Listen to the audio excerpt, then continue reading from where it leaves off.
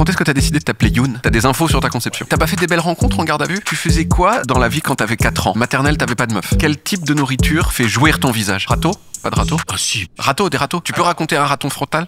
Les râteaux, je m'en souviens pas hyper bien, mais si t'es prêt, je peux te raconter ma première fois. Ta première, pas ta première guélan, ta première... La première fois que j'ai fait l'amour.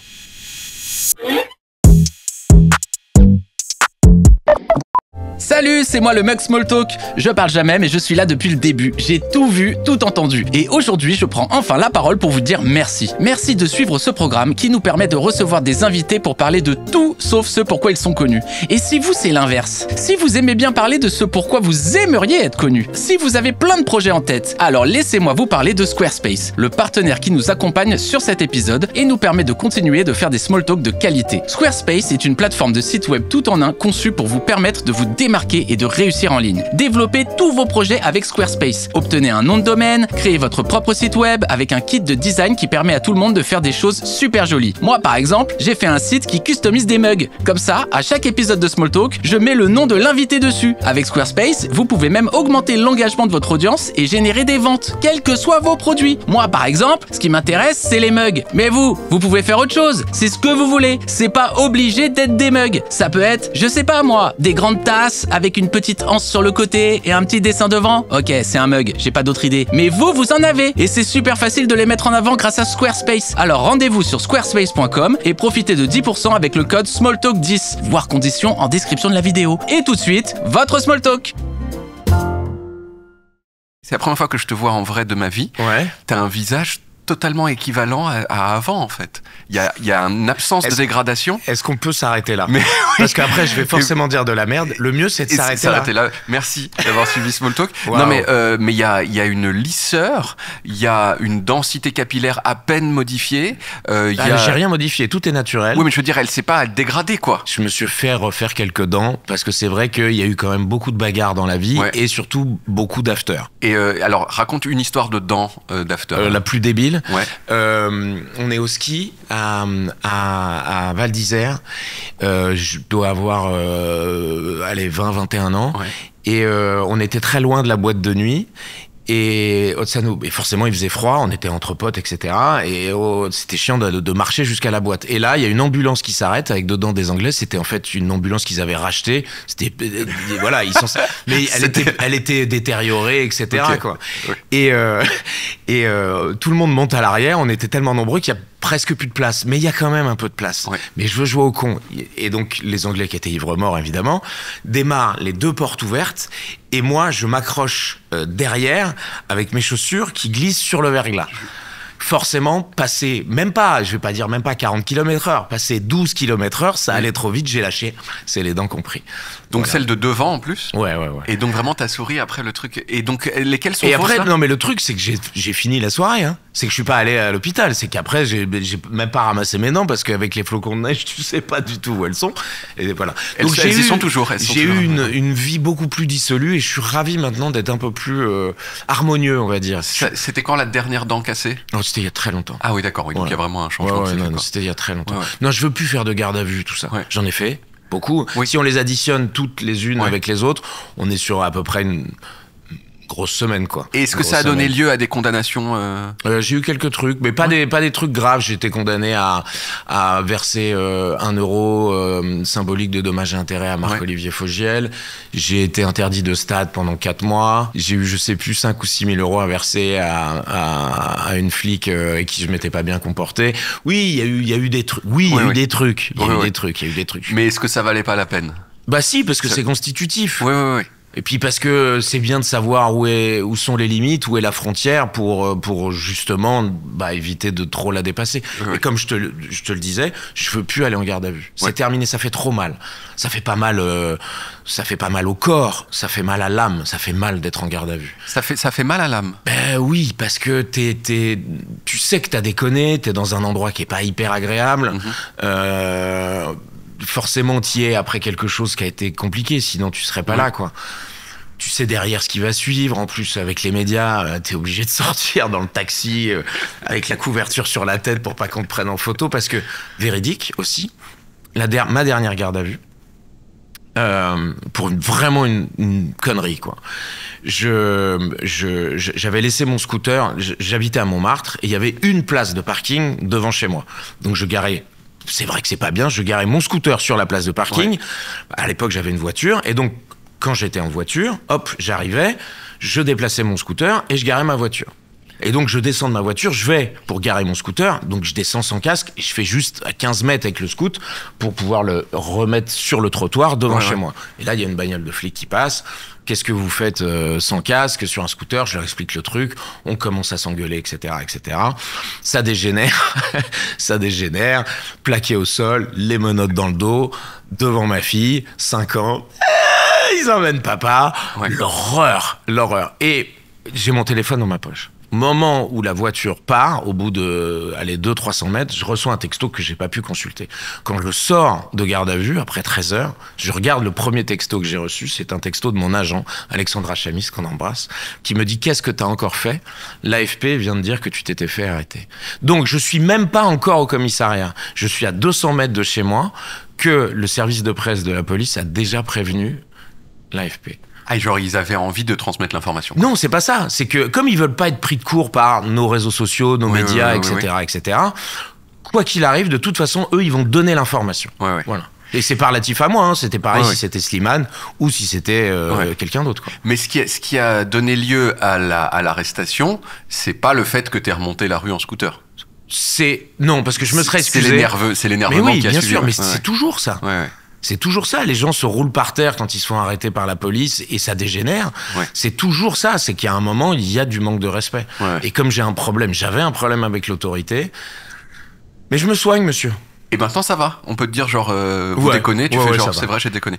Mais t'as pas fait des belles rencontres en garde à vue? Je suis pas tombé amoureux. Non, mais en garde à vue, t'es tout seul, c'est dans des cellules de dégrisement. Ah, moi je voyais ça. J'ai pas fait de prison, monsieur. Ah non, mais moi je voyais ça, genre le dépôt, quoi, où t'es avec. Non, le dépôt. Non. T'as toujours été tout seul, ouais. Ouais, j'ai toujours été tout seul, sans menottes, sans boule dans la bouche et sans backroom. Ok. Réfléchissez à ce que vous avez fait, monsieur, pendant 13 heures, et ensuite on en discute, quoi. Non, et je me demandais là, en fait. Tu as remarqué que nous sommes habillés quasiment pareil. Le t-shirt blanc, la veste un peu ouvrière, mais quand même un peu. Toi, c'est un ouvrier asiatique. Oui, il y a de l'Asie. Ces boutons-là en forme de petites boules, ça, c'est kimono, en fait. C'est depuis que je suis d'extrême gauche. T'es 20% plus classe que moi, et je trouve que c'est tout c'est l'ordre naturel des choses. C'est l'ordre naturel des choses. C'est l'inviter le host. Exactement. Non, je me disais, j'ai vu mon visage dans la glace tout à l'heure avant de venir devant ce micro, et là, je te regarde et je me dis, il y a un doute sur qui est l'aîné, alors que j'ai 8 ans de moins que toi. Donc, bravo. Voilà. T'as 8 ans de moins? Ouais, mais alors... 81. Ouais, mais forcément, plus de drogue. Mais si peu. Ah bon? C'est-à-dire que vu en plus ton existence qu'on sait, et ce que tu viens de raconter en plus que tout ce qui a été donné publiquement, c'est fou, quoi. Il y a un truc, doit y avoir... Qu'est-ce que ça aurait été si t'avais mené une vie saine et que t'avais fait du sport dès l'âge de 12 ans? Tu serais encore plus soyeux, quoi. J'ai pas eu non plus une vie malsaine. Je suis un excessif, donc j'ai connu effectivement tous ces trucs-là, mais je suis un bourreau de travail. J'ai beaucoup d'énergie, et l'énergie, je pense qu'elle doit bouffer pas mal de toxines aussi, quoi. Mais bon, je vais mourir dans 2 ans. C'est peut-être ma dernière interview. De si peu être en train de décéder. Mais en revanche, si jamais tu meurs vraiment dans 2 ans, merci pour ce petit passage qui va passer partout. On le remettra vraiment. On va gagner des follow grâce à ça. Donc merci beaucoup. T'as fait une des blagues, je crois, qui m'a fait le plus rire de l'histoire de l'humanité. Dans les 11 commandements, il y a un des commandements où un certain nombre d'entre vous prenez des somnifères et ensuite vous faites la randonnée en roller de Paris qui n'existe plus. La rando roller qui n'existe plus. Et évidemment, c'est pas facile. Tu sais pourquoi elle n'existe plus? Non, je sais plus. Il y avait trop de harcèlement sexuel. C'est ça. C'est-à-dire, les mecs mettaient des rollers pour aller toucher des culs, quoi. C'est insupportable. Et c'est ça qui nous a privés. C'est ça qui nous a privés de traverser Paris en roller. Merde. Je veux dire qu'il y a une flopée de connards, mais ils ont gâché la randonnée roller pour tous les gens bien, desquels on fait partie, toi et moi. Enfin, en l'occurrence, pour le coup, nous on était quand même des bons gros connards d'aller faire une rando roller sous somnifère, quoi. Ça a nuit un peu aux autres sans doute aussi. Mais vous vous endormez Enfin, il y en a un certain nombre. Non, mais de toute façon, comme ce qui est rigolo, c'est la contrainte. Oui. C'est-à-dire que si tu fais un poker sous somnifère, il y a un moment assez naturellement, tu vas te mettre comme ça sur la table. Sauf que le roller, tu peux pas arrêter de pédaler, sinon tu tombes et tu te fais mal. Donc on tombe, on se fait mal, et après, ce qui était drôle, je te laisse raconter, parce que c'était peut-être ça que tu voulais faire. Mais il y a un certain nombre d'entre vous qui n'ont pas pris de somnifères et qui donc peuvent faire des. Il y en avait 4 qui faisaient la rando roller, et les autres qui faisaient des farces, qui étaient là pour faire les farces. Voilà, exactement. Et il vous en mettait un dans un train. Yuri, pour La Rochelle. Exactement. Je m'en souviens encore. Et il est dans le train, et là il y a un plan où il est contre la vitre, c'est pris de l'extérieur du train, et on entend le train pour La Rochelle, et le train part, et genre j'ai hurlé dans la salle, je pouvais plus m'arrêter de rire. Pas de téléphone portable. Pas d'argent sur lui. Le contrôleur qui lui demande son billet, il ouvre les yeux, il se dit mais quoi? Lui, il sait même pas pourquoi il est là, puisqu'il dormait. Il découvre. Moi, je me suis réveillé dans un arbre, scotché. Voilà, Vincent, on l'a mis au milieu du lac du bois de Boulogne. Et puis je sais plus qui d'autre. Non, et puis il y en a un, on lui a mis des rollers sur les mains, et donc du coup il arrivait pas. C'est vraiment une des blagues, genre ça m'arrive d'y repenser, genre je marche dans la rue tout seul et je ris, et ça fait 20 ans maintenant. On était un peu on était des prankeurs avant les pranks. Ouais. Mais je trouve qu'il y a un truc dans la réal aussi, c'est parfait quoi. Ce truc que c'est la voix de la SNCF avec l'image et le train qui part doucement. Merci, il y a un truc de perfection absolue. T'es né le 2 décembre 1973 ? Ouais, comme Britney Spears le 2 décembre. Ouais. Et comme Monica Seles. Oui, ça vous avez pas connu. Elle a arrêté de le faire un moment. Peut-être quand on l'a. Oui, parce que on l'a poignardé. On l'a poignardé, ça l'a calmé. Je crois qu'on peut s'arrêter. Oui, merci beaucoup. Au revoir. Mais je sais même pas si les gens ils voient les gens qui sont nés en 98, est-ce qu'ils voient qui est Monica Seles. Vraiment numéro 1 mondial du tennis féminin, c'était la meilleure. Elle a battu Steffi Graf, et là vous allez me dire, Steffi, c'est qui? Waouh. Alors j'ai vu une photo d'elle aujourd'hui avec André Agassi. Elle est magnifique. Ouais. Et André Agassi, on a l'impression qu'il a mangé Vincent Lagaffe. C'est très vrai. Oui, mais c'est très vrai. Mais on s'en fout, on peut dire du mal d'André Agassi parce qu'il y a peu de chances qu'il regarde Combini. Vincent Lagaffe, il a arrêté, il a été choqué. Vincent Lagaffe, c'est fort possible qu'il le fasse. Ouais. Steffi Graf, non, on digresse. Monica Seles, 2 décembre. 2 décembre. Ouais. Et aussi plein de dates de l'histoire. Bataille d'Austerlitz, couronnement de Napoléon, coup d'état de Napoléon III, tu vois, un peu d'histoire aussi. Ah ouais. Et aussi 2 autres personnes, alors qui sont pas nées strictement le même jour, mais qui sont nées le même mois, Tabata Cash et François de Rugy. François de Rugy, un ancien ministre de l'écologie. Vraiment des gens, un monsieur grisonnant, cheveux de riche. Vraiment 2 personnes très différentes. Et toi? Autant Tabata Cash. Tabata Cash? Non, moi Tabata Cash je l'ai. Fantasme total des années 90. Tabata Cash, la plus grande star du X de 1994, pas fait énormément de films, mais je pense qu'à un moment. Non, parce qu'elle aimait pas ça. Ouais. Elle aimait ce que le porno pouvait lui apporter, mais elle n'était pas spécialement fan de se faire filmer pendant. Qu'elle le faisait. Avec plusieurs messieurs. Ouais. Et il y avait moi j'étais plutôt fan à cette époque, non pas de elle, mais de Dragixa. Moi, comme j'arrivais jamais à prononcer son prénom, je préférais Tabata Cash, c'était plus simple. C'était pas je suis dyslexique. Ouais. Oh, Tabata Cash. Pourquoi je disais ça? Tabata Cash, François de Rugy, sont en même temps que toi. Si t'étais pas prématuré, ça veut donc dire que t'as été conçu au mois de mars 1973. Je sais où j'ai été conçu. Voilà, c'est une question genre, t'as des infos sur ta conception. Ouais, parce que ma mère m'en a parlé, j'ai été conçu à Luchon. La station de ski dans les Pyrénées, dans la neige. Je suis l'enfant d'un quickie. Mais c'est sur un quick babe. D'un quickie, mais entre 2 personnes qui se connaissaient bien quand même. Ah bah oui, ils se sont mariés en 68, mes parents. Donc 68, ils m'ont conçu 5 ans plus tard. Et putain, surtout que quand je perds mes moyens de à quel point c'est chambé d'avoir été conçu comme ça, quoi. Bon, on n'est pas à Sacrée Soirée. Sacrée Soirée? Bah, évidemment. Vous l'avez la référence? Sacrée Soirée.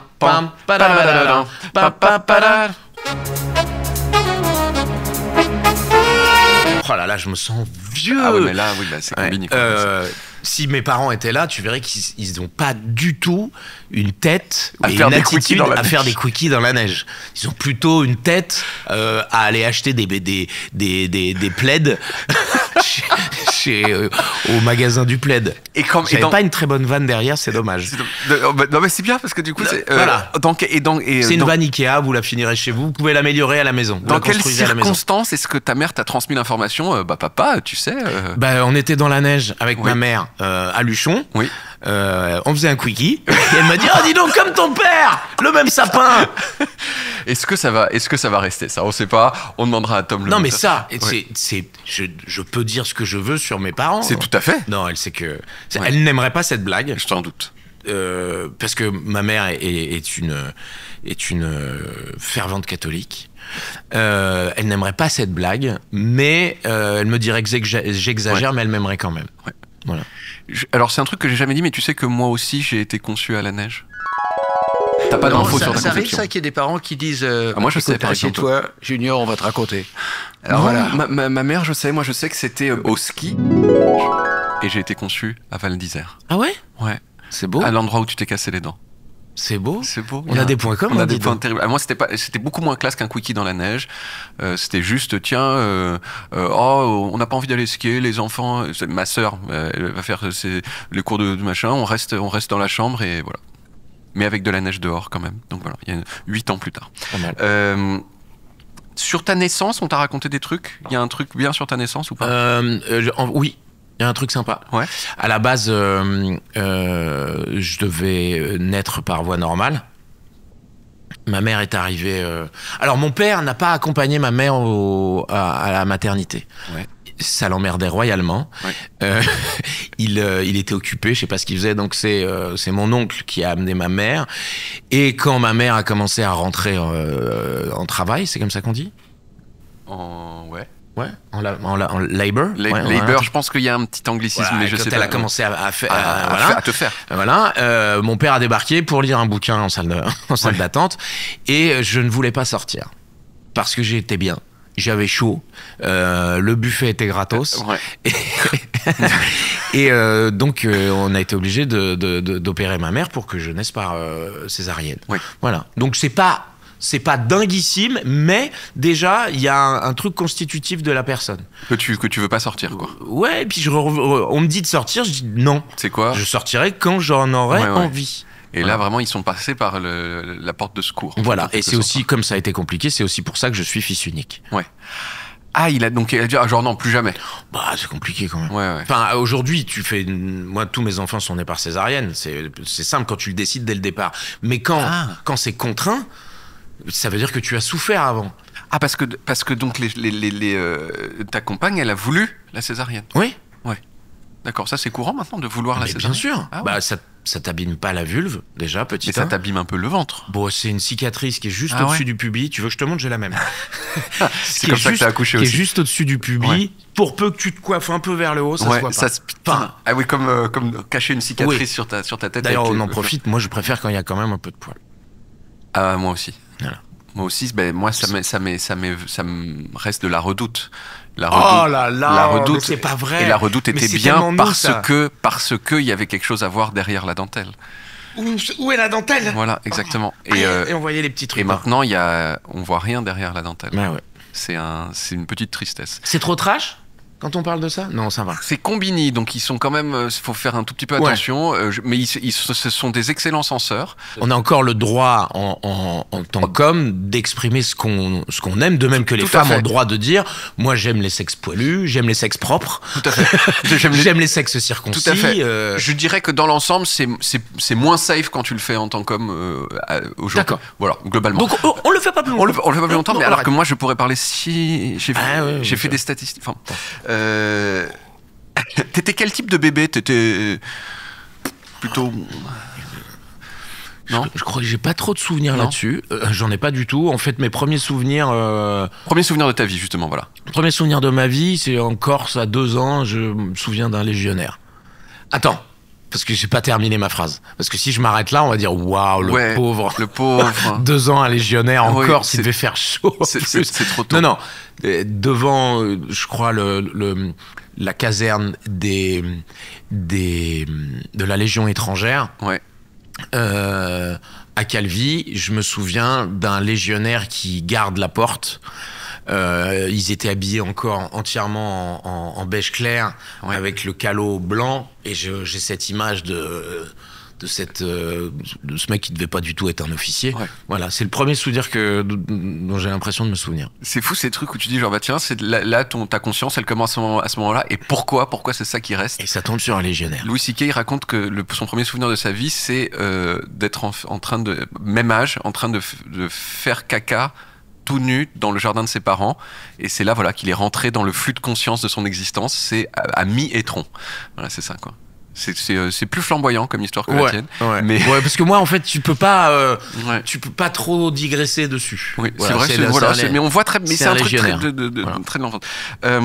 Tu faisais quoi dans la vie quand t'avais 4 ans? T'étais 3, 4, 5 ans? Vraiment, moi, ça a commencé à 6. Ouais. Pas à 3, 4. J'ai commencé à 6. Je jouais beaucoup seul. J'aimais beaucoup. Tout ce qui était comme les enfants, Lego, Playmobil, Action Joe. J'adorais les Action Joe. Voilà, c'est pas G.I. Joe, c'est Action Joe. Non, à l'époque ça s'appelait des Action Joe. G.I. Joe, c'est venu seulement après. J'habitais dans une rue où il n'y avait que des filles. Donc j'ai joué beaucoup à la poupée, j'ai joué beaucoup à la dinette, à tous ces jeux de filles, mais c'est vrai que il y avait des moments je sentais que c'était moins mon truc. Donc c'est vrai que j'ai beaucoup joué tout seul, et ça a beaucoup j'imagine développé mon imaginaire. Je parlais, je racontais des histoires, je leur faisais vivre des aventures, etc. Mes parents on peut jouer avec moi, non pas parce que ce sont des mauvais parents, mais c'est parce que je me débrouillais très très bien tout seul. J'ai jamais, je n'ai pas de problème de solitude encore aujourd'hui. Je me sens jamais seul, même quand je suis seul.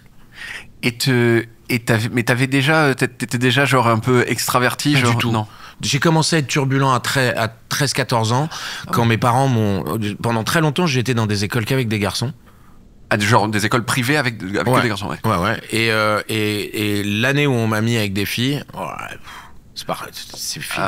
C'est fini. J'ai découvert qu'il y avait un nouveau monde, que c'était possible en fait d'exister dans le regard de quelqu'un autrement qu'en étant juste un copain, quoi. Là ça m'a sauté à la gueule. C'est là que j'ai découvert non pas l'humour, mais en tout cas la volonté de faire rire. C'est là que j'ai découvert les conneries. J'allais à l'école avec une batte de baseball pour péter des trucs, des lance-pierres. Je me faisais virer volontairement pour aller en retenue parce qu'il y avait Mathilde qui était en retenue. En l'occurrence, elle s'appelait Sophie, je m'en souviens. Sophie Delicata. Mais attends, donc il y a une sorte de transformation de Hulk qui fait les filles très mais avant ça non, j'étais pas non plus un enfant de cœur, puisque tu fais très très bien la douceur. On t'a vu à l'inauguration de Notre-Dame. Mais j'étais pas un enfant à problème. Je le suis devenu. Et t'avais des compétences d'enfant? Genre enfant, c'était quoi les trucs que tu savais bien faire? Aucune compétence. Aucune compétence? Et c'est d'ailleurs, mes parents ont eu peur très longtemps. C'est-à-dire, mis à part être pas mauvais au tennis, et ça s'arrête là. J'en faisais, et pas mauvais au judo. Mais pas mauvais. Quelle ceinture? Je me suis arrêté à la ceinture marron. Tennis, je me suis arrêté à 15-2. Bon, c'est pas... Voilà. C'est pas mal, mais tu en fais pas un métier, quoi. C'est fou, t'es une version un tout petit peu mieux de moi. C'est moi, je suis arrêté à vert et je suis arrêté à 31. Mais bravo. Mais mes parents, jusqu'à très longtemps, jusqu'à à peu près mes 23, 24 ans, se disaient mais qu'est-ce qu'il va bien pouvoir faire? Qu'est-ce qu'il va bien pouvoir faire? Mais il faisait confiance ou pas? Franchement? Non, pas trop. Non, et d'ailleurs, j'ai suivi avec beaucoup d'énergie, mais peu de conviction, le parcours qu'ils avaient plus ou moins dressé pour moi, quoi. J'ai fait des études supérieures, je suis master en management, bac plus 5, MBA, master in business administration, option marketing. Enfin voilà, j'ai fait des bac C avec mention bien. j'étais un élève sage. Ouais. Enfin, pour ce qui est de trucs à l'école. Tu te souviens d'une blague qui te faisait très très rire quand t'étais enfant et genre t'as fait genre ah c'est génial. Ouais. Et je la refais à mes enfants aussi. Ouais, c'est mon père quand il me racontait l'histoire de Surcouf, le corsaire. Ouais. Alors c'est pas une blague, hein, c'est juste un fait. Non, mais une phase c'est un racontage d'histoire. Quoi. Ouais. Et donc il développe l'histoire, il se bat contre les pirates, contre les machins, et il finit par arriver sur l'île déserte, là où le trésor est caché. Là, il creuse dans le sable. Ah, il découvre le trésor. Tac, tac, il ouvre le coffre et là-dedans, du caca. Et quand mon père prononçait le mot caca, je riais, mais à gorge déployée, et je voulais encore. Papa, qu'est-ce qu'il y avait dans le coffre? Du caca. Et qu'est-ce qu'il fait? Il met ses mains dedans parce qu'il croit que c'est des pièces d'or, mais non, c'est du caca. Et quand t'es un gamin et que t'as 5-6 ans, pardon, tout le monde me regarde bizarrement. Moi, je trouve ça authentiquement drôle. Là. Et je m'aperçois que ça marche encore, parce que quand je la fais à mes enfants, ils adorent, ils savent ce qu'il y a dans le coffre. Ça fait 900 fois que je leur raconte l'histoire. En fait, je me venge. Ils m'ont tellement fait écouter La Reine des Neiges. Let it go, let it go, let it go, let it go, go. Les 700 premières fois, ça allait, et après les 1700 fois qu'on suivit, surtout un dimanche matin à 9h, on ne pouvait plus. Donc maintenant, je me venge, je leur raconte tout le temps la même histoire. Tu t'attendais pas au caca? Je m'attendais pas du tout au caca. Mais en fait, il y a ce truc, c'est complètement. C'est franchement authentiquement drôle, quoi. C'est pour ça aussi peut-être que souvent on dirait Michael Youn, il a un humour scato. Ça vient peut-être aussi de là. Je pense que le caca, le pipi, les fesses, le vomi, tout ça, c'est vraiment la base. Après, tu peux aller plus haut. Évidemment, tu parlais de Louis C.K., Ricky Gervais, tu peux aller plus loin, plus haut. Parce que là, ça n'a aucun sens. Non, pourquoi il y aurait du caca dans un coffre? Et puis surtout, il croit que c'est des pièces d'or, donc il met ses dedans. Pourquoi? Comment il peut croire que c'est des pièces d'or? C'est du caca. Mais il voit pas bien, parce que mon père dit il voit pas bien, il commence à faire nuit. Et puis il veut être sûr. Ah, il se les met sur le visage. On est seul, vraiment visiblement dans ça cette ne affaire. Ça ne pose aucun problème de vous raconter ça. Je trouve que c'est parfait. Je sens tellement. Déjà, ça me fait rire là. J'imagine même pas ce que ça devait être. Non, si on m'avait raconté ça quand j'avais 7 ans. Je pleurais. Génial. Et il y en a une autre qui est à peu près du même niveau, plus simple. Mon père et vraiment je le croyais. Hein. Mon père m'avait raconté. C'est un peu honteux, mais c'est pas grave. Que quand il était allongé sur le lit, il adorait que je monte sur son dos parce que ça lui massait le dos, etc. Ouais. Et après, on faisait un peu de bagarre avec son papa. Et j'essayais toujours, quand il avait les deux jambes comme ça sur le lit, de lui monter une des deux jambes. Et il me disait, si tu montes ma jambe droite à 45 degrés, 90, 45, il y a un prout qui va sortir. Et donc, à chaque fois, quand j'arrivais, il disait 41, 42, non, t'y es pas encore 43, 44, 45. Oh, et là, c'était pareil. Je riais. Je suis parfaitement d'accord. C'est donc, très, très bien. Oui, alors on n'est pas... c'est sûr que mes parents ne m'ont pas lu Louis-Ferdinand Céline, mais bon, on a fait du prout. Il a fait du prout. Mais surtout, l'idée que ce soit toi qui actionne le prout, je trouve que c'est en fait une version très compliquée et beaucoup plus subtile. Légèrement plus subtile de Tire mon doigt. Exactement. C'est Tire mon doigt, même à jambe à 45 degrés. Ça m'évoque tout de suite quelque chose. Mon père est actuellement, il est vieux, puisqu'il a 80... Il est né en 39, donc il a 85 ans. 85, oui. 85 ans, il est un petit peu malade. Je vais le voir la semaine prochaine. Et je vais lui dire qu'il m'a beaucoup fait rire quand j'étais petit. Parce que je pense que je lui ai pas assez dit.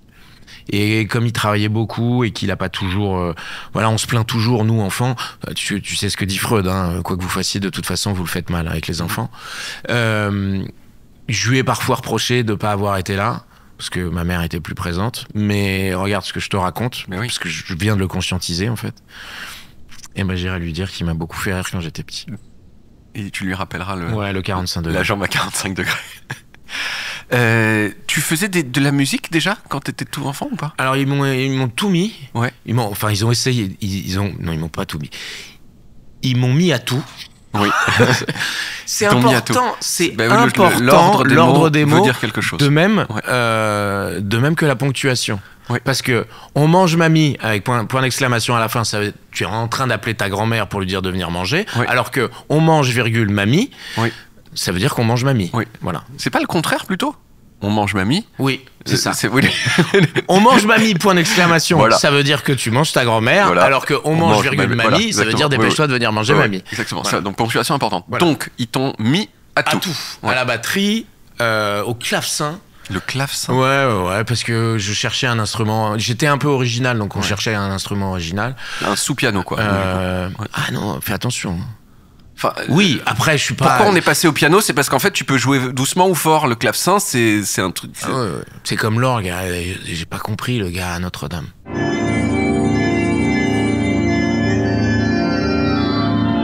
J'ai pas compris ce qu'il a fait. Tout était bon, bref. La guitare. Mais ça m'a pas du tout intéressé la musique en fait. Et tu sais faire toutes ces choses, donc Rien. mal. Je fais beaucoup de choses assez moyennement. Ouais. Mais donc tous ces instruments, tu peux faire. C'est-à-dire qu'en soirée, je peux me mettre à la batterie, je peux occuper l'espace. Pareil, j'étais avec Yannick Noah, je peux aller changer des balles, voilà. Mais je suis moyen dans pas mal de trucs. Ouais. En fait, je suis un moyen. Touche à tout, moyen, quoi. Moyen. Ouais. Moyen. D'accord, donc pas de savoir-faire particulier de ce côté-là. Non, je ne sais pas jongler. Ouais. Je fais bien la cuisine, mais ça, c'est comme toute personne qui a 50 ans. C'est au bout de 30 ans, à un moment, oui, forcément, tu sais faire un Paris-Brest. Voilà. Un Paris-Brest, quand même. C'est de la pâtisserie, il y a de la crème dedans, faut faire le chou, enfin. Bah ouais. D'accord. Mais c'est pas si difficile. Non mais tu l'as dit vraiment en passant. Non, parce que c'est 50 ans tu sais faire un Paris-Brest. Non, je l'ai pas dit comme ça.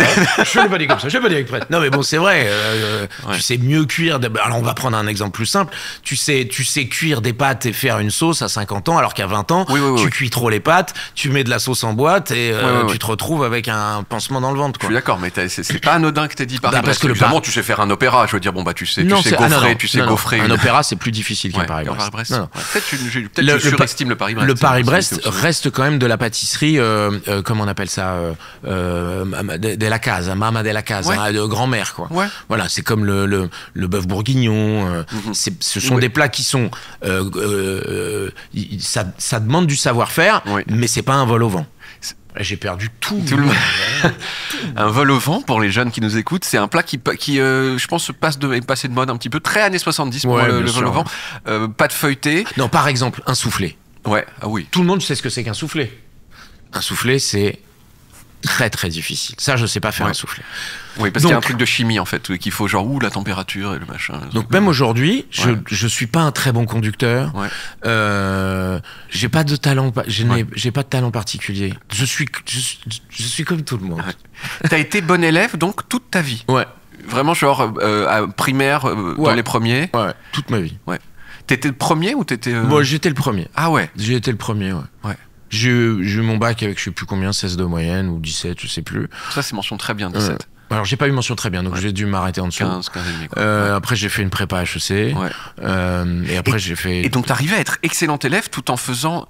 Je me souviens des gens comme toi. C'est-à-dire les gens ils sont cool et machin. Ah, j'étais pas cool. Moi, Attends, au collège t'étais pas cool? Mais je ne suis toujours pas cool. Je n'aime pas ce mot-là. Je ne suis pas un mec cool. Tu joues sur les mots. Non. Tu étais drôle, non, machin. T'étais dans l'aristocratie des gens populaires. C'est ça qu'on veut dire. Oui. Voilà. Le truc dans les films américains. Oui, j'étais le mec populaire, mais j'ai jamais, je persécutais pas ceux qui ne l'étaient pas. T'as jamais été méchant? Non, jamais, parce que alors c'est facile de dire ça puisque c'est moi qui le dis de moi-même, mais je suis profondément gentil et je crois vraiment au pouvoir de la gentillesse. Donc il y a personne, il y a aucune histoire que tu peux tirer de ta tête là où genre dire ce serait peut-être bien d'aller s'excuser auprès de cette personne, un truc de collège. J'ai pas l'impression. Non. Franchement, après je peux me tromper. Tu vois, c'était il y a quand même une trentaine d'années. Ouais. Non, mais je suis profondément gentil et j'ai plus souvent été victime des autres que l'inverse. On t'a bolossé? Non, mais j'étais toujours un peu différent, quoi. Genre j'étais décoloré en blond en 5e, moi. Hein. Et j'allais à l'école avec des combinaisons de l'armée de l'air. Donc forcément, ça suscite plus les railleries que quelqu'un qui vient en Vans avec son petit jean et sa petite chemise Lacoste. Mais il y a un petit panache quand même. Genre. Oui, j'avais du panache, mais de même encore aujourd'hui, j'ai du panache pour certains et pour d'autres, je suis pas sûr que ce soit du panache. Putain, donc t'étais quand même dans les... Donc, et donc aucun problème, genre, fille, pas de râteau. Râteau? Pas de râteau? Si, bien sûr. Des râteaux de ouf. Tu t'es pris des râteaux frontaux? Tu peux raconter un raton frontal? Les râteaux, je m'en souviens pas hyper bien. Ouais. parce que je crois que je les ai gommés. Mais si t'es prêt, alors je sais pas si c'est dans l'ordre de nos small talk, mais je peux te raconter ma première fois. Ta première, pas ta première guélan, ta première... La première fois que j'ai fait l'amour. Ouais. Parce que c'est abominable. Mais alors c'est pas abominable genre viol, etc. C'est abominable parce que une fois que t'as commencé comme ça, comment veux-tu derrière avoir une sexualité pépère? Ouais. C'est impossible. Ça, il n'y a pas beaucoup de gens qui sont au courant. Et là, je vais juste mettre, je sais pas, combien tu fais d'habitude? De quoi? De vues? Ouais. Quoi? D'un demi-million? Bah écoute, Ouais. du moment, ça tombe bien, ma mère, je suis pas sûr qu'elle tombe sur Combiné. Je suis au Club Med, j'ai 14 ou 15 ans, je me souviens pas exactement de l'âge. Plutôt 15 ans, mais j'aime bien dire 14 parce que ça fait plus... C'est exponentiellement plus classe de dire 14 que 15. Et je suis avec un copain et on va au... Il y a des grands hammams et c'est cool, tu vois, t'es dans le hammam, j'y vais pas pour autre chose que le hammam, que ce soit bien clair. Et là, dans le hammam, qui sont mixtes à l'époque, il y a une très très jolie femme d'une trentaine d'années qui est toute nue dans le hammam. Et... regarde. Donc on s'assoit en face, elle est plus loin que ça, elle est tu vois à la poubelle là-bas. Et on s'assoit et elle vient s'asseoir à côté de moi. Moi j'ai rien demandé hein. Ouais. Elle vient s'asseoir à côté de moi. Et là évidemment ce qui est 15 ans ça se voit en dessous la serviette, j'ai la serviette qui m'arrive plus bon bref, j'ai la serviette qui monte jusque là quoi. Ouais. Et je peux pas vous donner la phrase parce que vous allez pas me croire ce qu'elle m'a dit à l'oreille, je ne vais pas le dire. Mais bref, elle me dit, oh dis donc, je pense qu'avec toi ça peut être super, viens me rejoindre ce soir. Couscoussier 42, le nom de son bungalow, quoi. Wow, je l'ai jamais fait. Je dis à mon pote, je mens, évidemment. Bah je vais y aller, ouais, bien sûr. Mais tu l'as déjà fait? Bah ouais, bien sûr, je l'ai déjà fait avec Magali, Constance et Églantine. Rien du tout, hein, mytho. Mais j'ai envie d'y aller. Parce qu'elle est très très belle et puis j'ai envie de le faire. Il faut qu'à un moment ça sorte tout ça quoi. Donc à 19h, rendez-vous à son bungalow, j'attends devant son bungalow et je dis à mon pote quand même, elle a 30 ans donc viens, on ne sait jamais, et il se cache derrière les branchages. Ouais. Et là elle arrive, mais elle est pas toute seule. Elle est avec son mec. Donc, je dis, mais attendez, wow. Qu'est-ce qui se passe Toi, t'es qui? Tu fais quoi? Ils étaient belges, je m'en souviens. Je vais pas vous faire l'accent parce que là, on va virer sur du Marc Dutroux direct. Il fait, t'inquiète pas, moi je suis juste là pour regarder, mon kiff c'est de regarder, t'inquiète pas. Sur le moment, je dis, bon, je m'en fous, s'il fait que regarder, je m'en fous, quoi, ok. Et donc, on rentre dans le bungalow, elle se déshabille, elle me déshabille. Lui, il est dans un coin, il regarde. Il se déshabille aussi, mais j'essaye de pas trop regarder. Et puis c'est pas compliqué. Je rentre. 1, 2, 3. Normal. Elle me dit, tu plaisantes? Tu l'avais jamais fait? Je fais, si, mais t'es quand même très très très jolie quoi. Et donc après, elle est extrêmement insatisfaite. Ouais. Donc son mec va s'occuper d'elle et moi, je suis comme ça à côté. Oh la tristesse. avec ma bite dans la capote comme ça. Et j'attends que ça remonte quoi. Et ça remonte pas parce que je sais pas comment ça marche. Et je les regarde tous les deux. Et puis ça dure 1 heure quoi. Donc j'ai eu une première expérience sexuelle un peu traumatisante. Et ça t'a fucked upé un peu ou pas? Bah disons que depuis, c'est vrai que bon, quand on est plus de 2, ça peut m'intéresser quoi. Il y a eu un départ de... T'as commencé ta vie sexuelle avec du sexe en groupe en étant maté par avec un tropisme. Ouais. Mais ça te fait pas souffrir quand il pense? Non, c'est marrant. Ça me fait marrer. Ouais. J'aurais préféré que ce soit avec une femme que j'aime et pleurer au moment de l'orgasme. Ouais. Ça aurait été une première fois, mais au moins, de toute façon, c'est à l'image de ma vie, c'est constitutif. Mais il y avait pas encore, ce que vous avez pris dans les 11 commandements pour bander sans cesse. Le Viagra, non, ça n'existait pas. Il n'y avait pas encore le Viagra, il n'y avait pas encore... Si, il y avait le sida, évidemment. Et si, bien sûr qu'il y avait le sida. Michael, t'es pas né en 1940 ?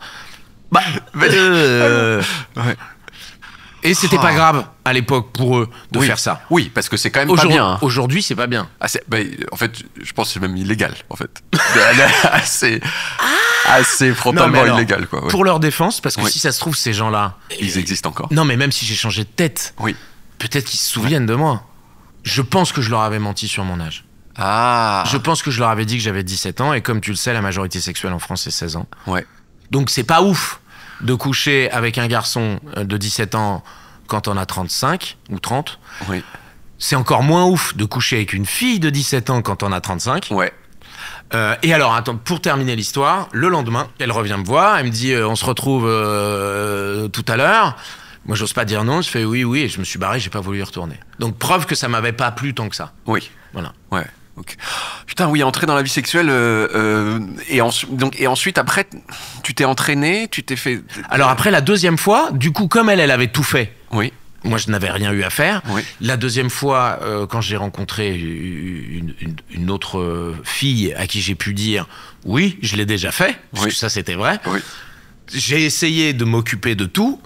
Et je n'ai été capable de rien. Bah oui, parce que je ne savais pas comment ça marchait. T'avais pas été formé. Première fois, atroce. Deuxième fois, complètement nul. Ouais. Complètement nul. Et après, bon. Depuis, je me suis pas mal amélioré. Tu fais mieux l'amour maintenant qu'à l'époque. Oui. Ouais. Oui. Ah bah, c'est comme la cuisine. Ouais. Non, mais si, il y a des choses qui s'apprennent aussi avec l'expérience. Alors après, il y a des gens très jeunes qui ont l'air de déjà tout connaître, parce que maintenant, évidemment, il y a tout.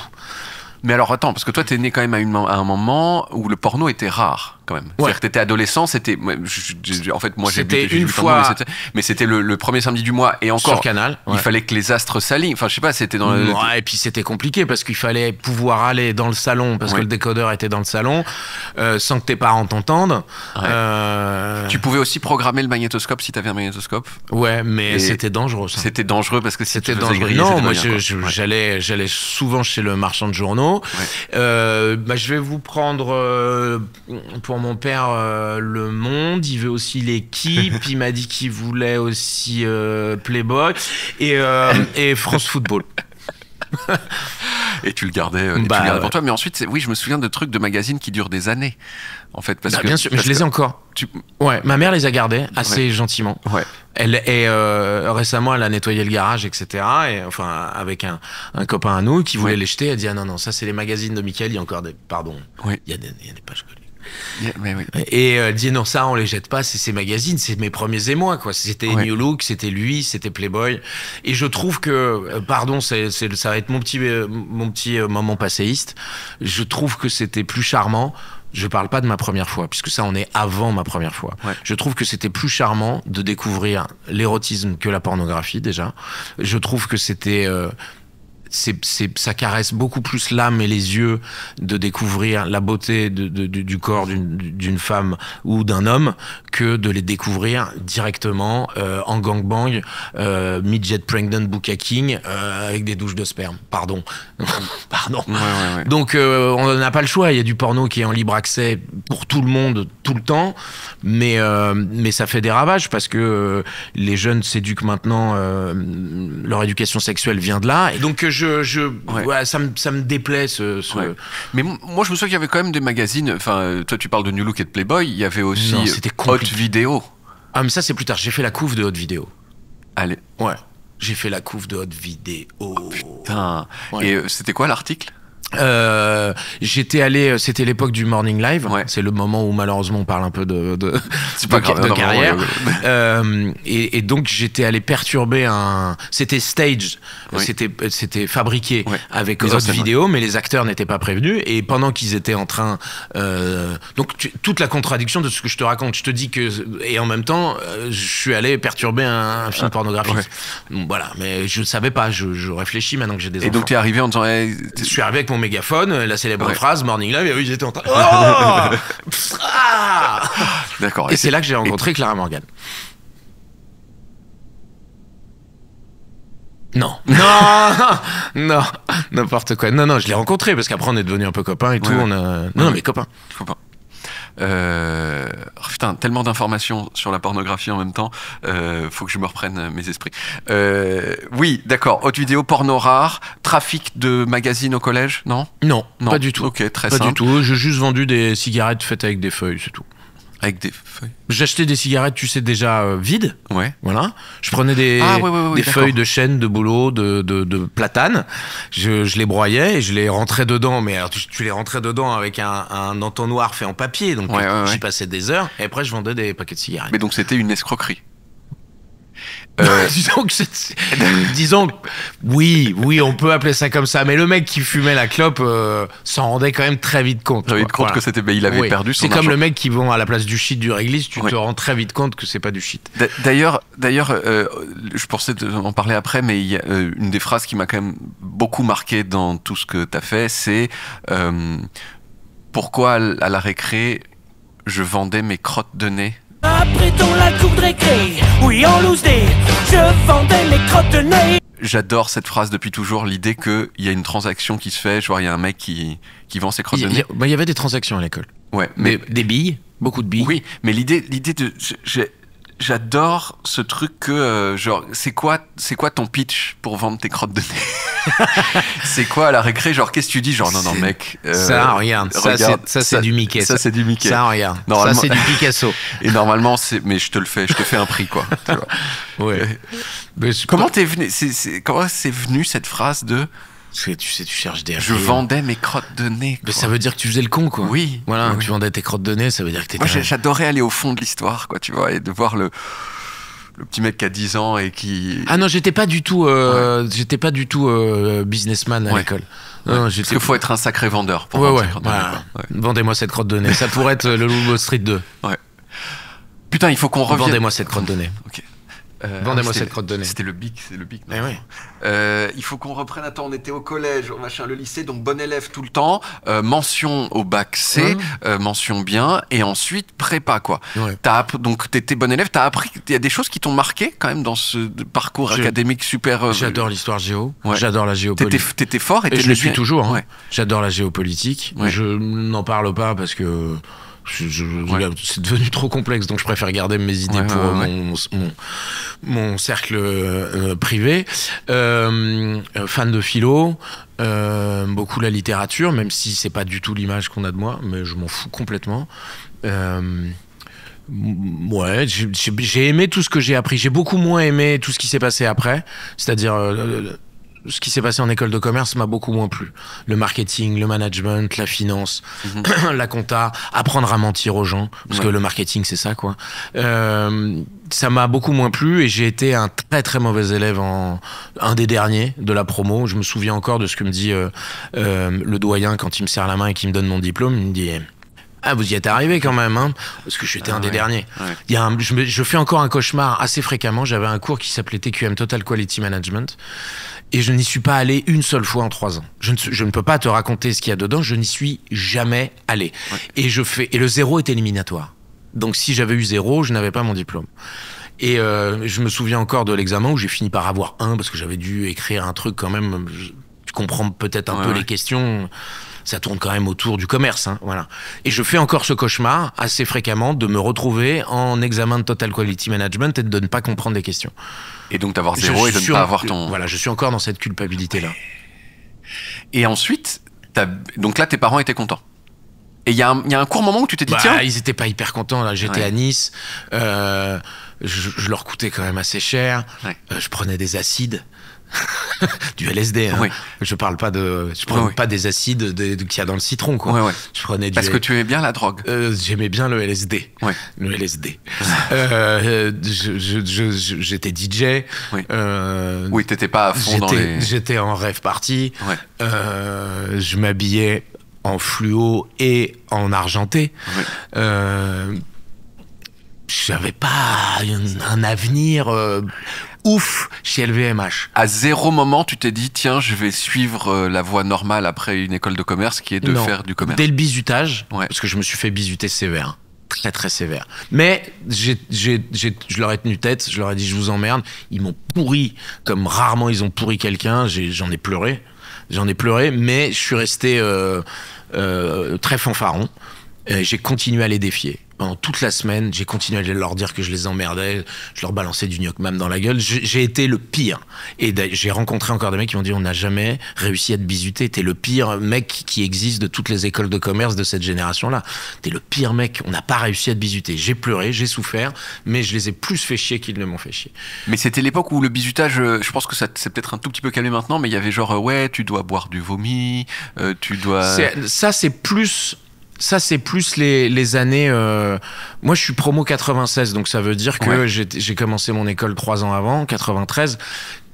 Quand on a commencé à balancer les mecs dans les matelas, quand on a commencé à justement faire des sévices sexuels, etc., et que le bizutage est devenu complètement illégal et complètement dingue, on est plus dans les années 2000-2010. Nous, il n'y avait pas d'alcool, par exemple. C'était du bizutage. Il y avait des... c'est pas des sévices corporels, mais il y avait enfin voilà, tu m'as compris, je cherche le mot, je le trouve pas. Mais voilà, ça allait encore, quoi. Et je les ai tellement mis que dès le premier jour, parce que le bizutage c'est le premier jour. Toute la semaine tu te fais bisuter. Au bout d'une semaine, je suis le héros de l'école parce que je les emmerde tous. Et au bout d'une semaine, je comprends que finalement, j'aime pas mal le regard des autres et ça me permet de m'aimer un petit peu plus. Et sans le conceptualiser complètement, je comprends que j'aime bien être au centre de l'attention plus que faire du business. Voilà. Et après, école de radio, Studec. Après, école de radio, Sylviano Marchionne. Le patron du Studec. Qui n'existe plus, malheureusement. Depuis cette année. Elle avait se fermé cette année, en 2024. C'est dommage, c'était bien, ça a formé tellement de gens. Tellement de gens bien. Pablo Mira, Jérôme Niel, Laurent Mariotte, toi, t'as appris des choses qui t'ont aidé oui, quand même. Et puis, c'est compliqué, sauf quand t'as un micro et que tu fais de la radio amateur dans ta cave. Moi, je suis vraiment de la génération radio libre, quoi. Voilà, les radios libres, si je ne m'abuse, c'est 1980 ou 1983, j'ai un petit doute. Et moi, je découvre la liberté avec la radio libre. C'est super, tu peux écouter la musique que tu veux, tu peux l'enregistrer. Il y a des small talk le soir. Plus tard, Doc et Diffoul, j'ai fini par travailler avec Diffoul, etc., etc. Donc, grand fan de radio. Samantha. J'adore ce média. D'ailleurs, ce micro est magnifique. Tu peux construire des images parce que les gens voient pas, donc tu peux leur raconter, tu peux changer de ton. Il se passe beaucoup de choses différentes en radio. Voilà, fan de radio, donc et puis je deviens journaliste. J'ai vu le film Le Jardinier. Alors? Ah, c'est bien. C'est bien, non? Ah, c'est bien. Moi, je le trouve vraiment bien, sincèrement. C'est très très bien. Puis je dis pas toujours ça en promo parce que parfois tu dois dire oui, il est bien. Mais celui-là, je suis vraiment content. Je suis vraiment content. Jean-Claude Van Damme. Non, mais je peux mourir, quoi. Voilà. Et Jean-Claude Van Damme, en fait, qui fait des trucs drôles et qui fait des trucs de Jean-Claude Van Damme, quoi. Il fait les coups de pied. Il fait son fameux kick, quoi. Je sais pas comment il s'appelle. Moi, je m'occupe plus de l'humour et lui plus de la bagarre, quoi. Et tu peux raconter juste le pitch? C'est un homme politique qui est joué par moi-même, qui est parti à la campagne avec femme et enfants, et qui se retrouve sur ce qu'on appelle la liste Matignon, qui est une liste... Alors, c'est une légende urbaine, hein. C'est une liste de personnes que Matignon aura le droit d'éliminer tous les ans. Ça existe pas. Et je me retrouve sur cette liste et il y a donc des agents gouvernementaux qui viennent dans ma maison de campagne pour m'abattre. Heureusement, j'ai un jardinier qui a un peu plus de compétences sur son CV que juste planter des bégonias. Et c'est Jean-Claude Van Damme. J'aime les plantes. C'est drôle, c'est décalé, parce que les méchants sont des méchants clins d'œil, parce que c'est Jean-Claude Van Damme qui joue à Jean-Claude Van Damme. C'est réussi, je suis hyper fier d'avoir fait ce film. Ça sort le 10 janvier sur Amazon. Et on va faire la suite. Déjà, mais oui. Point de suspension. C'est pas un point d'exclamation. C'est on va faire la suite à 99%. Il y a une petite ouverture sur la fin qui fait que on a très envie de le faire. Et donc voilà, si vous voulez vous marrer après les fêtes pour vous reposer de tout ce que vous avez mangé, ça sort le 10 janvier. Ça marche très bien. On apprend notamment que c'est pas une bonne idée de faire des couches pour bébés en découpant des uniformes nazis. Non. C'est pas bon pour la peau. C'est pas bon pour la peau. Voilà, et on du apprend bébé. aussi que c'est Hugo Boss qui dessinait les costumes Des SS. des SS. Tout à fait. Et pas ceux de la Wehrmacht. C'est Ouais. pour ça que les SS, ils arrivaient. C'est wow. Ah, dis Putain, donc, voilà. quand même. Il y avait des compétences de design. Bonjour, monsieur le général. Hein, c'est pas Papa Schulz.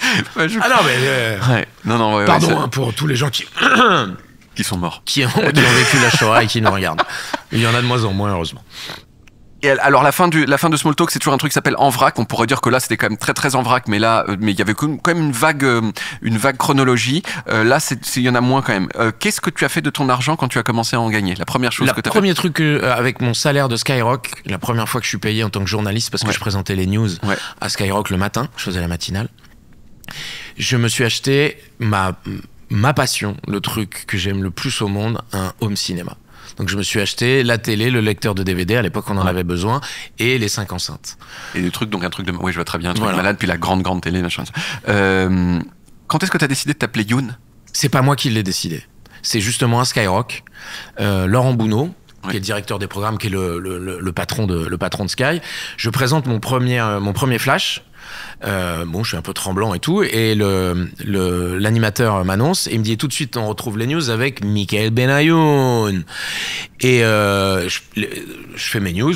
Très bien, je vais voir Laurent, il me dit c'est super, tu t'en es bien sorti, tu mets du ton, c'est vivant, mais en revanche il y a un truc qui est pas possible. Tu peux pas t'appeler Michael Benayoun. On a écouté dans les quartiers là ton nom de pied noir, c'est pas possible. Donc c'est soit Michael Bena, soit Michael Youn.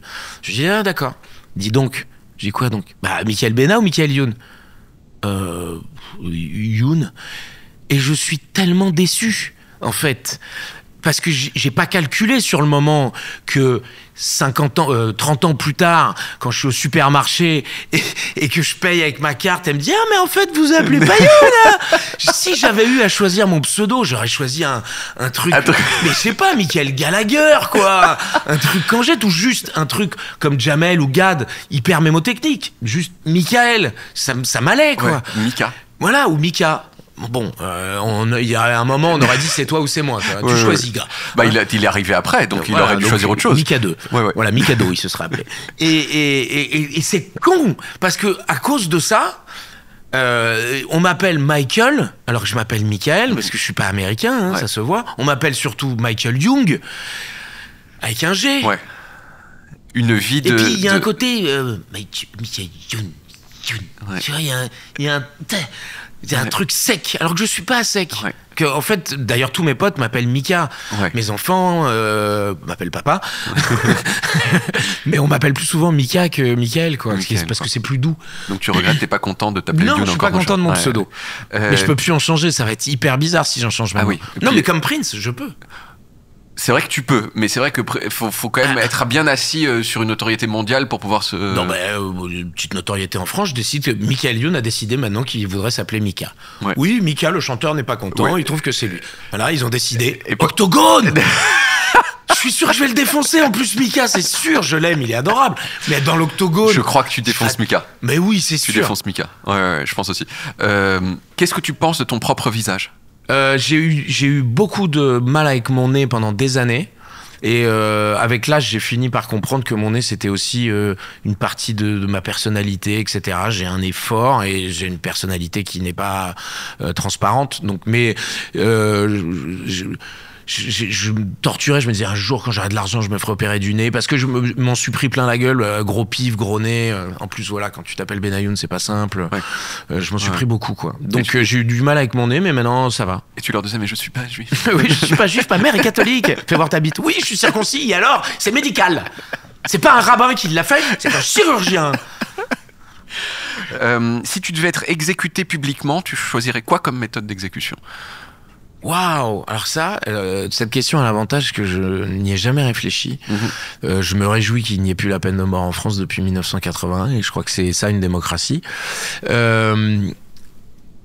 Évidemment, je voudrais le truc à la fois, je vais pas choisir le moins douloureux parce que de toute façon, le truc, non, parce que le stress te tue tellement avant. C'est-à-dire les injections chimiques, tu sais que tu vas mourir, tu commences à t'endormir. Non, quitte à partir, je préférerais partir en fanfare. D'accord. Donc, par exemple, être mis sur un feu d'artifice et exploser dans le ciel, quoi. Un truc un peu, waouh, il se passe quelque chose. Ou alors, je sais pas, être battu à mort par, je sais pas, par McGregor, tu vois. C'est bien ça. Un truc au moins où tu dis, putain, il est mort en héros, quoi. Ou au Stade de France avec des lions, je me bats, bon, bah, je perds, ils étaient 9. Ouais. Mais voilà. Mais t'as donné quelques petits coups avant de mourir. Un truc où tu dis, putain, le gars est parti. Ouais. Ça a été quoi ta plus grande douleur physique? Les dents à Val d'Isère? Non, un accident de cheval sur le tournage de Lucky Luke, où j'ai cru que j'avais perdu ma jambe.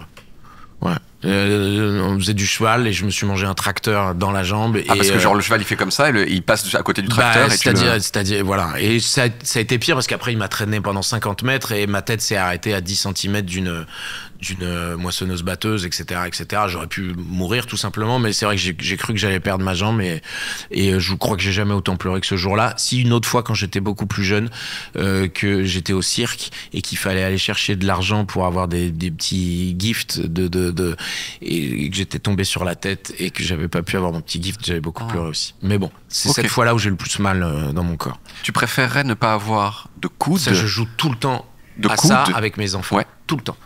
T'en as un bon, toi, ou pas? On en invente tout le temps, quoi. Et mes enfants, c'est bizarre, il y a toujours des serpents dedans. Papa, tu préfères avoir des cheveux en serpent ou des bras en serpent? Non, moi, c'est toujours avec de la privation. Oui. Qu'est-ce que tu préfères? Manger toute ta vie ton plat préféré, ou manger tout ce que tu veux toute ta vie sans ton plat préféré? À moi, tout ce que je veux toute ma vie. Bien sûr. Non, parce que ton plat préféré, au bout de 3 fois, ça cesse d'être ton plat préféré. Ça dépend. Alors que toi, quelle était ta question? Moi, c'était est-ce que tu préférerais ne pas avoir de coude ou ne pas avoir de genoux?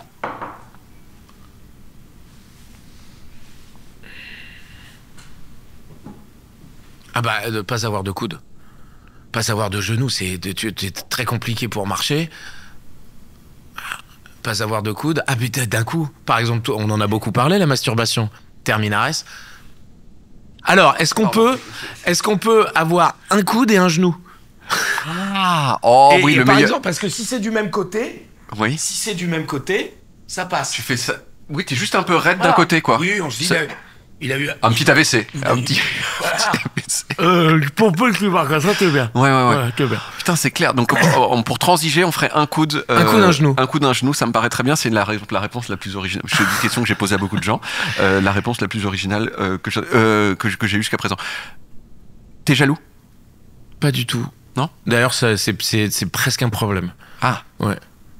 Bah oui, parce que c'est bien qu'il y en ait un tout petit peu, parce que sinon ça. Mais c'est en fait, je me bats contre moi-même pour pas avoir les sentiments négatifs. Genre si ta compagne te dit genre hier, écoute, je suis rentré un peu tard, mais c'est parce que vraiment j'ai fait l'amour avec plusieurs personnes à la fois. On est sur Small Talk, d'accord, mais je ne rentrerai pas dans cette conversation parce qu'il y a des choses là, c'est trop perso pour le coup. D'accord. Mais autant je veux bien raconter ma première fois, autant je veux pas raconter mes engueulades à la maison. Mais non, mais c'est parce que je me bats contre les sentiments négatif, j'essaye de m'énerver le moins possible, j'essaye de pas être envieux.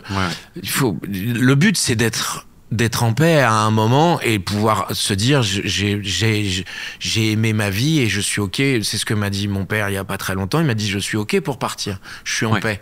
C'est ça le but c'est pas d'être riche, c'est pas d'être successful, c'est pas c'est même pas de se marier avec des potes, ça participe à tout ça. Mais le but, c'est qu'à la fin, on soit en paix, quoi. Parce que c'est horrible de partir et de se dire j'ai pas fait tout ce que je voulais faire, ou alors j'ai pas eu une belle existence, ou alors tout ça ne m'a pas plu. Donc le but, c'est ça. Et si tu décédais prochainement, disons, est-ce que t'aurais un... Ah putain, je serais emmerdé, hein. Qu'est-ce que le show tu te dirais quoi c'est quoi le gros regret, genre merde, putain, j'ai pas eu le temps d'aimer assez les gens que j'aime, j'ai pas eu le temps de voir le monde, et d'ailleurs on devrait se le dire plus souvent, ça voilà, maintenant j'essaye de dire le plus souvent possible aux gens que j'aime que je les aime, parce que récemment j'ai perdu 3 potes et t'as pas eu le temps de le dire que tu les aimes, mais c'est terrible. Donc Non, pas maintenant, s'il vous plaît. Ouais. Là, encore, laissez-moi, c'est bien. Moi, j'aime bien. Laissez-moi encore 30.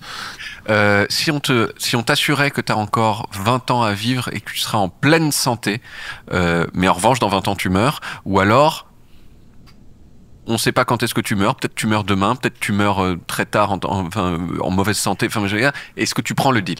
Ouais. Ouais. Ah oui, parce que mourir en pleine santé, 20 ans, mais tu meurs à... 70, ouais. 71. 71. Ok, Très bien, belle transaction. ça me va. Waouh, j'ai mal au ventre. Ah oui, je suis désolé. putain, oui, mais t'es il faut dur. parler de la mort un petit peu quand même. Sinon, c'est la merde. Alors, tu parlais de ton plat préféré. Quel type de nourriture fait jouir ton visage? Je ne peux pas vivre sans pâtes. D'accord. Je suis d'origine italienne. Ouais. Même si je n'en ai pas l'air, les pâtes, c'est toute ma vie, quoi. Ouais. Les pâtes, tu m'en mets au petit déjeuner, j'en mange au petit déjeuner, si elles sont bien cuisinées. Je suis assez d'accord. Fan de pâtes, fan de tomates, fan de pain, fan d'ail, fan de la Méditerranée, que ce soit mon père ou ma mère, c'est de là dont je viens. Il y a beaucoup d'amis de bandes de potes qui se disent à un moment dans leur vie, tiens, si on ouvrait un bar, c'est presque un cliché même. Toi, tu l'as fait? J'ai ouvert une boîte de nuit, Ouais. Ouais, mais alors, ça a été un gouffre. Hein. J'ai ouvert une boîte de nuit à Lille qui s'appelait le Private. Ouais.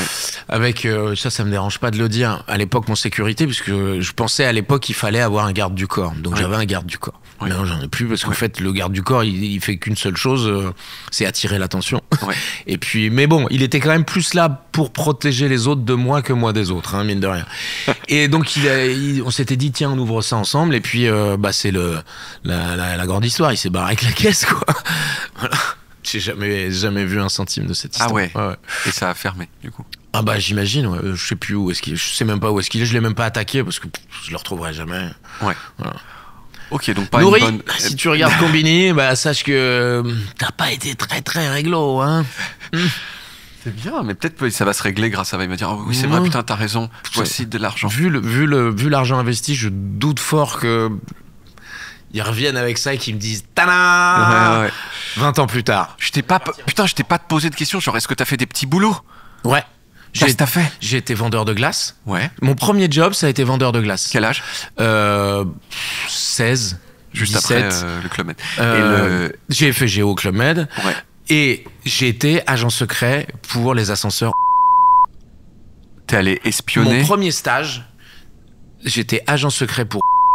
Tu biperas le nom de la compagnie, Ouais. hein, parce qu'ils vendent encore des ascenseurs, je crois. Ouais. Hein. Enfin, Donc une j'étais agent entreprise secret. qui vend des ascenseurs et qui est connue. Bref, non, ça Oui. se trouve tous les gens sont morts depuis. Et donc, je devais aller dans des quartiers résidentiels, les quartiers bourgeois, rentrer dans les immeubles où j'avais une liste où les ascenseurs n'étaient pas des ascenseurs. N'étaient pas des ascenseurs de cette marque. N'étaient pas des ascenseurs de cette marque. Ouais. Je devais faire ce qu'on appelle une enquête de voisinage, aller voir la concierge. Alors, comment ça se passe avec votre ascenseur? Est-ce que vous en êtes content? Si les voisins des pannes. Est-ce que parfois il y a des pannes? Ah oui, parfois il tombe un peu en panne au niveau du 4e étage. Et ensuite, quand il n'y avait plus personne, je montais dans l'ascenseur, appuyais sur le 4e étage, tac, tac. Je devais un peu faire en sorte, et je glissais une petite carte de la compagnie qui faisait des ascenseurs qui étaient fiables. Donc ça, dans la série truc pas bien, inavouable que j'avoue, ça je peux. Ah, c'est quand même bien. Ouais. Mais il y avait une vraie panne de l'ascenseur quand même. C'est-à-dire que tu répondais à un besoin. Tu connais des ascenseurs qui tombent pas en panne? C'est vrai. Hein? C'est vrai. Bon. Mais tu les faisais tomber encore plus en panne qu'ils n'étaient. En fait, si je pouvais foutre un peu la merde, si je pouvais arracher un petit truc, tirer D'accord, un ok, câble, mais c'est un peu plus ça quand même Ouais. que juste appuyer sur le 4e étage qui marche pas. J'étais pas technicien, donc je descendais pas dans la salle des machines, je restais dans la cage d'ascenseur. Oui, mais tu les dégradais. On me l'a pas demandé ouvertement, mais on m'a fait comprendre que si jamais les gens étaient pas très contents, on peut les aider à avoir envie de changer plus vite d'ascenseur. Putain, merci, très belle. Puis ça, très franchement, belle ça doit histoire. pas arriver tous les jours, des gens qui non. te disent qu'ils ont été agents secrets Agents pour une secrets compagnie de- d'ascenseurs. Très bien. J'ai été journaliste sportif sur une radio communiste. Ouais. C'est quand même, ça paraît, C'est vrai. c'est pas ouf.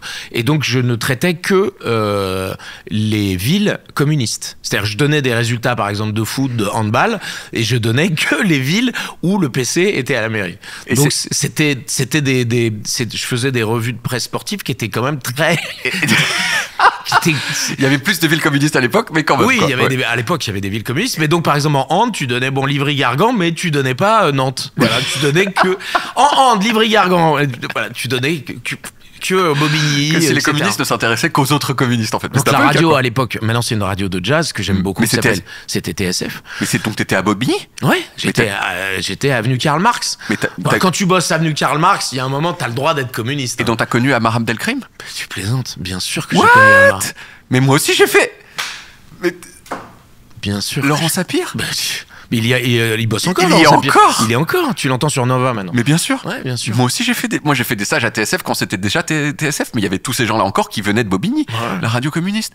Putain. Et voilà. Oh, qu'est-ce qu'il y a, putain. Quand t'étais au Sudec, quoi. Qu'est-ce que j'ai fait d'autre de bizarre? Amar Abdelkrim. Ouais. Il nous a quittés? Oui. Laisse-moi réfléchir. Bon, c'est déjà pas mal, C'est cette déjà petite très très bien. Merci, Michael Young. Young. C'était trop bien. Merci beaucoup à toi. Merci, c'était très agréable. Bon bah cet épisode il est fini. Va y avoir plein d'autres épisodes et si vous voulez être sûr d'en manquer aucun, eh bien cliquez sur le bouton qui permet de vous abonner à Smalltalk. Après je sais que s'abonner c'est un choix personnel, donc je vais pas vous forcer, mais si j'étais vous, je le ferais. C'est tout ce que je dis. À dans 2 semaines, parce que c'est tous les 15 jours. Ok? Non mais sérieux. Sincèrement, on pleure une heure et demie de discussion, il y a des choses que avant j'ai tenu des propos néo-nazis. Moi le point Godwin, je l'atteins hyper vite. Mais c'est très bien, il y a des questions sur les nazis. Hein. J'en fais une sorte de petit point Ni oui, d'honneur. ni non, ni nazi, ni juif. C'est quand même plus facile de pas dire nazi ou juif que oui ou non. Il est tôt, hein. Il est un peu Ouais, tôt. merci. Depuis quelle heure? Depuis quelle heure je suis levé? Ouais. 6h45. Ouais, pareil. Mais toi, t'as été réveillé pas... Parce que j'habite à Berlin. Ah. Rapport à mes opinions. Enfin, Non, bah non, On là, va- on peut plus dire ça. En tout cas, pas sur Combini, quoi. Il y a un côté, il y a une hostilité envers les nazis chez Combini qui je trouve... est- Enfin, envers les idées reçues, on va dire. Ouais, voilà. Comme quoi, les nazis...